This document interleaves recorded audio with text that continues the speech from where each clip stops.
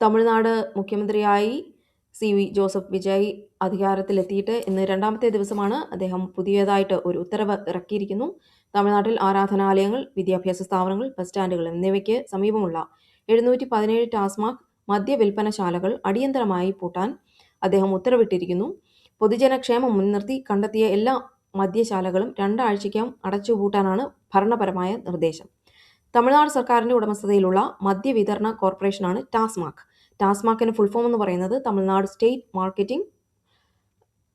State marketing corporation. കേരളത്തിലെ ബെപ്കോ പോലെ കേരളത്തിൽ മദ്യപാനീയങ്ങൾ വിൽക്കുന്നതിനുള്ള കുത്തക അവകാശം ബെപ്കോയ്ക്കാണ് ഉള്ളത്. അതുപോലെ തമിഴ്നാട്ടിൽ ഈ ഒരു അധികാരം ഉള്ളത് ടാസ്മാക് കമ്പനിക്കാണ്. തമിഴ്നാട്ടിൽ വിദേശ മദ്യത്തിന്റെയും ബിയറിന്റെയും മൊത്തക്കച്ചവടവും റീറ്റെയിൽ വിൽപ്പനയും പൂർണ്ണമായും നിയന്ത്രിക്കുന്നത് ഈ ഒരു സർക്കാർ സ്ഥാപനമാണ്.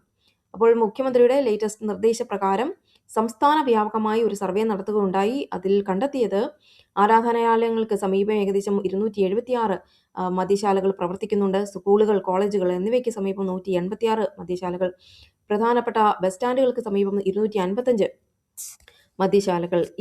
ഈ കണ്ടെത്തിയതനുസരിച്ചാണ് ഇപ്പോൾ 717 ഔട്ട്ലെറ്റുകൾ ഉള്ളതായും അവയെല്ലാം ക്ലോസ് ചെയ്യണമെന്നും ഈ ഉത്തരവിൽ പറയുന്നത്.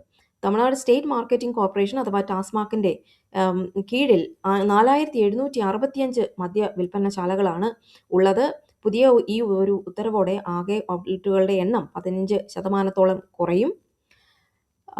വിജയിന്റെ പാർട്ടിയായ തമിഴക വെട്രി കഴകത്തിന്റെ മുഖ്യ തെരഞ്ഞെടുപ്പ് വാഗ്ദാനങ്ങളിലൊന്നായ ലഹരി വിമുക്ത തമിഴ്നാട് എന്ന ലക്ഷ്യത്തിലേക്കുള്ള ഒരു ചുവടുവെപ്പാണ് ഇത്. സ്ത്രീകളുടെയും വിവിധ സാമൂഹിക സംഘടനകളുടെയും ദീർഘകാലമായുള്ള ഒരു ആവശ്യമായിരുന്നു ഇത്. നടൻ കമലഹാസൻ ഉൾപ്പെടെയുള്ള പ്രമുഖർ ഈ ഒരു തീരുമാനത്തെ പിന്തുണച്ചിട്ടുണ്ട്.